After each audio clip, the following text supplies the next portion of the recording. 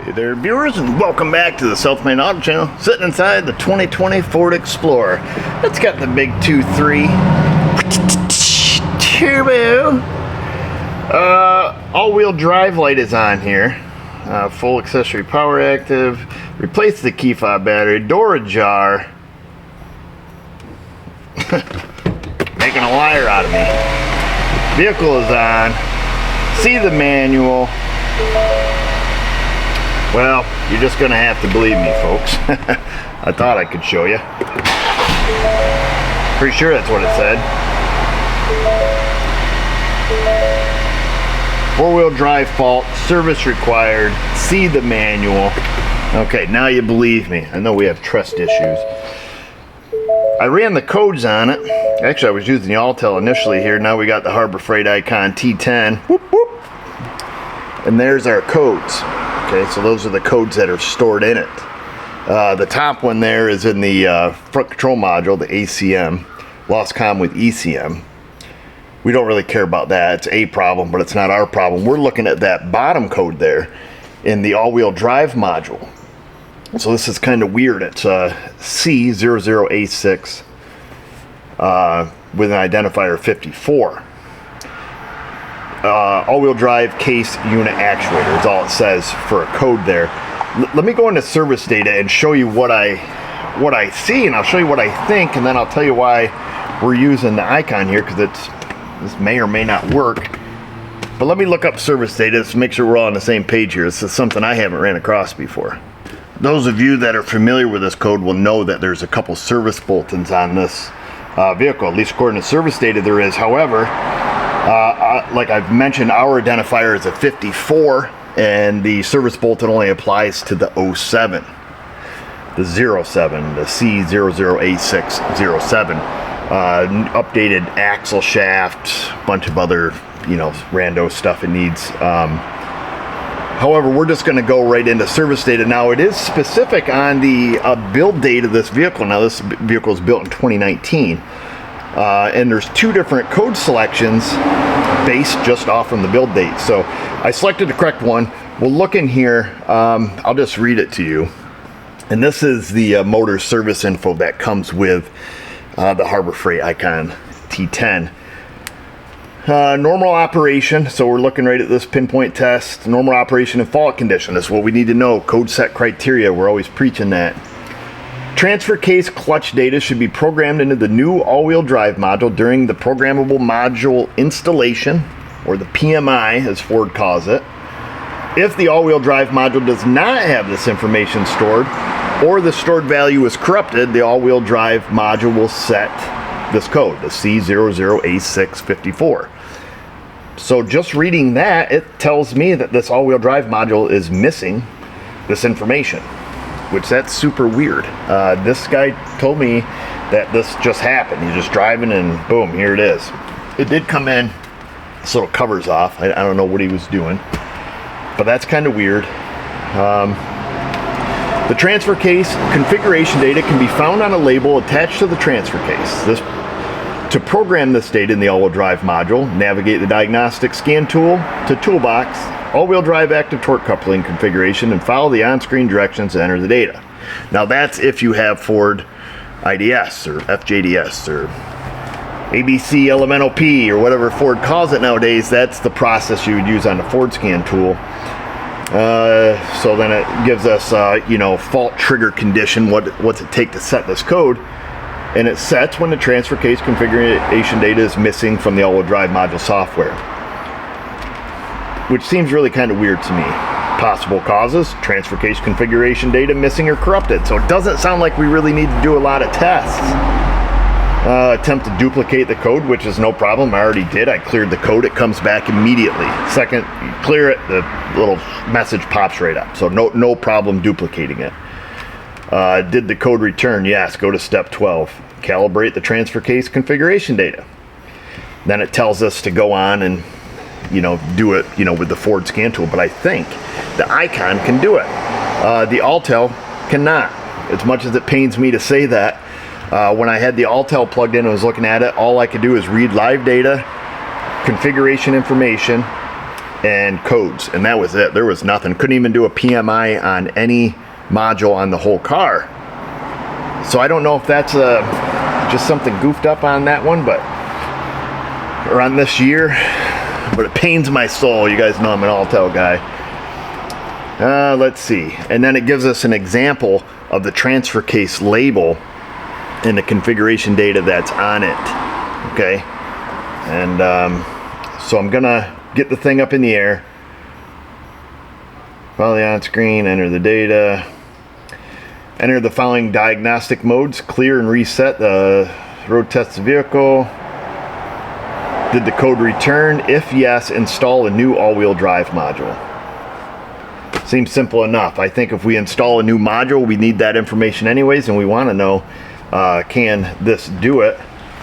It appears that it can, because there is the option in here to do it. So I'm going to get it up in the air, get a picture of that transfer case sticker, and then see if this works. I'm more leaning towards new all-wheel drive module. That's pretty common in these, but I haven't seen one go bad that has this particular code. I grabbed the info off the transfer case module, and now we're going to pop in here and see if we're able to do this. Like I say, it doesn't really sit well with me. If I had to, you know, go with my gut, I would say we're going to end up putting a module in this thing. But we're going to try this first. We'll go special functions. Let's not stop that word halfway. Functions. Active torque coupling configuration. I've never done it with this tool, so we're going to learn as we go here. Carry out this service function. Come on, man. It's rated G thing here we're doing. Carry out this service function to configure the active on-demand coupling. This procedure will be performed if transfer case has been installed. This procedure must also be performed if an all-wheel drive module has been installed and it has not been possible to inhale and exhale the data from the old module. So typical process of doing a PMI on a Ford is the module still talks, still communicates. You plug your scan tool in and it takes in the info. You plug the module in and out with the module info. So that's what you do when you do a PMI. If that's not available, you can use the as-built data from motorcraftservice.com and put in the X's and the O's. There's things like that. So let's go ahead here, key on, engine off. The active torque coupling barcode is located on the transfer case, which faces the rear of the vehicle. At the rear of the transmission on Explorer any vehicle, the barcode typically starts with the letters B, X, G, or H, Y, M. Let's see if that's our case. Let me put in my secret code. Ours starts with Bravo, X-ray, Golf. Okay, so that's good. Active torque coupling reads configuration from the active torque coupling configuration read from the module is displayed below. That's all blank, old son. A blank active torque coupling configuration indicates the module is not configured. Enter the new 16-digit active torque coupling configuration code below. If the barcode is not displayed, it indicates either blah blah blah. 16 digits is what we're looking for. Let's count.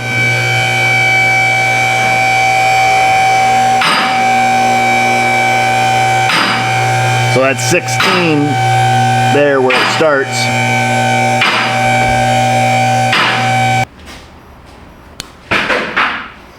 Okay, let's just double check this. We have a Bravo, X-ray, Golf, Zulu, Alpha, 1934, 723, 0124.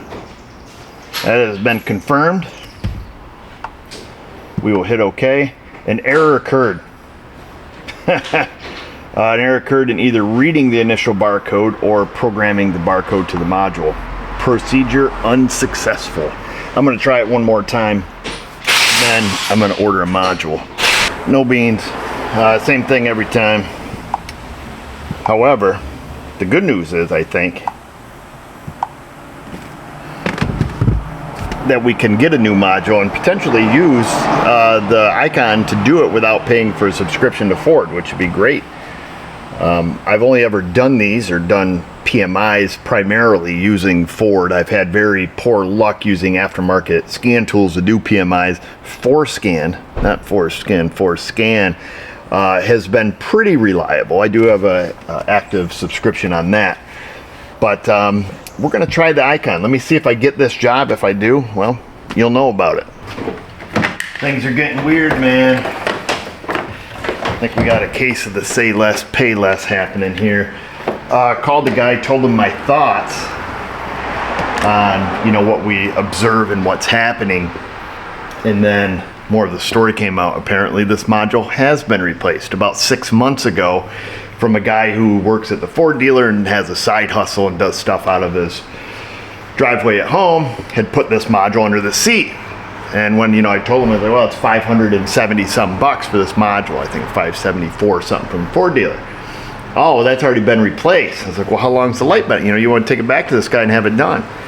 Well, light's been on ever since he fixed it. No real indication as to what the original problem was, why this guy fixed it, but the light's been on ever since. Doesn't want to take it back to the guy, but the guy says he'll take the module back. Nobody knows if it's been programmed. Like, this is weird. So anyhow, I tried using the Icon to program the as-built data, and I looked up the as-built data on motorcraftservice.com, and it doesn't show the as-built data that matches the numbers that are in the Icon. It starts with, I'm supposed to find, you know, these numbers start with a 703, and that on Ford as-built starts with a 706. I downloaded FJDS, factory Ford software. We're going to use that, and I've got a new module coming. And I did look. I looked under the seat. Obviously, somebody's been there. They cut the carpet up. They, you know, typical shenanigans. Made a mess out of it. So, you know, just follow the trail of broken parts. That's usually what we do. So, unfortunate. You know, nice car it was. I'm going to try just doing a PMI, a regular programmable module installation with FJDS, and see how that goes. And if it still is corrupt or doesn't seem to work, then we're going to put in our new one. But everything's kind of sus. When you go to the shop, just tell them the whole story. They're going to figure it out anyways. If they're any good, they're going to figure it out. And you could save us both a whole lot of time. Like a fool, I downloaded FJDS. Ding dong. 18 and newer on Fords in the aftermarket, we have to use FDRS. Fortunately, they use the same license because I had already bought the license for FJDS. I went in thinking like this isn't going to work. I went into the all-wheel drive module using factory Ford software, did the active torque coupling configuration, wrote the number to it. That number that we took off the back says it's successful and there's no more codes in it. Okay, so this is kind of bizarre. I did get the new module sitting here from Ford. I haven't even opened the little guy yet. So there's the part number on that if you need it. I think we got it nailed. I think that he really did take it somewheres to a guy who supposedly works at a Ford dealer, and perhaps he didn't know what he was doing. It just didn't finish the configuration. I don't know. It seems weird because I looked under there, like I say, they chopped it up with some razor blades, and you can see it clear as day, and it's nice and shiny. So I'd say at this point, take it for a drive. Light stays out. All we did is just finish what somebody else started. Let's see.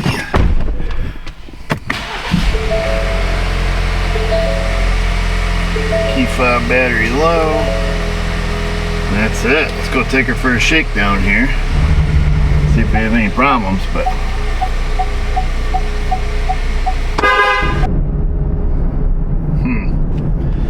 well, I sure would like to have the whole story. And you would really think if the guy worked for the Ford dealer that he would know the process. He would have at least looked in service data. That's all we did. That's it, folks. Kind of a silly video.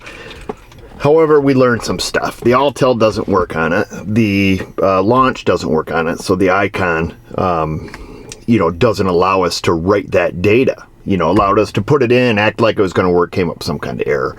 Also, we can't program the as-built data as well. And, like I say, it's kind of hit or miss with aftermarket tools where you can do that on Ford. Usually, Alltel's a big swing and a miss when it comes to, writing as-built data on a Ford. Launch typically works most of the time. I think this would be one of the newest ones I've tried. So I don't know if it's after 2018, you know, when they do, you know, when it did make that switch to FDRS. I don't know. It is a little frustrating because it's getting more and more where we're using, you know, or have to use, you know, OEM scan data or OEM scan tools and OEM, you know, service info to get what we need. It's just, it gets expensive.